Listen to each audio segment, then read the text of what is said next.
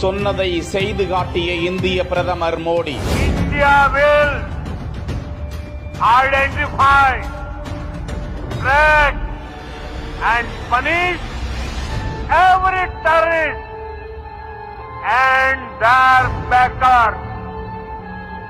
We will pursue them to the ends of the earth. எதிர்பாராத வேளையில் நள்ளிரவு நடந்தது என்ன?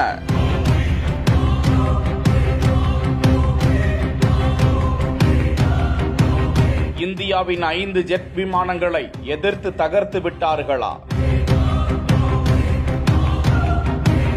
கடந்த வாரமே பெஹல்காம் தாக்குதலுக்கு கண்டனம் தெரிவித்து இந்திய பிரதமர் மோடி பேசிய போது தீவிரவாதிகளை அவர்களை ஆதரிப்பவர்களை கண்டறிந்து தாக்கும் நடவடிக்கையில் இந்தியா ஈடுபடும் என்றும் பயங்கரவாதிகள் உலகில் எந்த மூலையில் ஒளிந்திருந்தாலும் அவர்களை அழிக்கும் வரை ஓய மாட்டோம் என்றும் பகிரங்கமாக பேசியிருந்தார். இந்த நிலையில்தான் மோடி சொல்லியிருந்தபடியே ஆபரேஷன் சிந்தூர் தாக்குதலை இந்தியா தொடங்கி இருக்கிறது. பாகிஸ்தான் மற்றும் பாகிஸ்தான் ஆக்கிரமிப்பு காஷ்மீர் என 9 இடங்களில் பயங்கரவாத முகாம்களை குறிவைத்து இந்த தாக்குதல் நடத்தப்பட்டுள்ளதாக தகவல்கள் வெளியிடப்பட்டுள்ளன.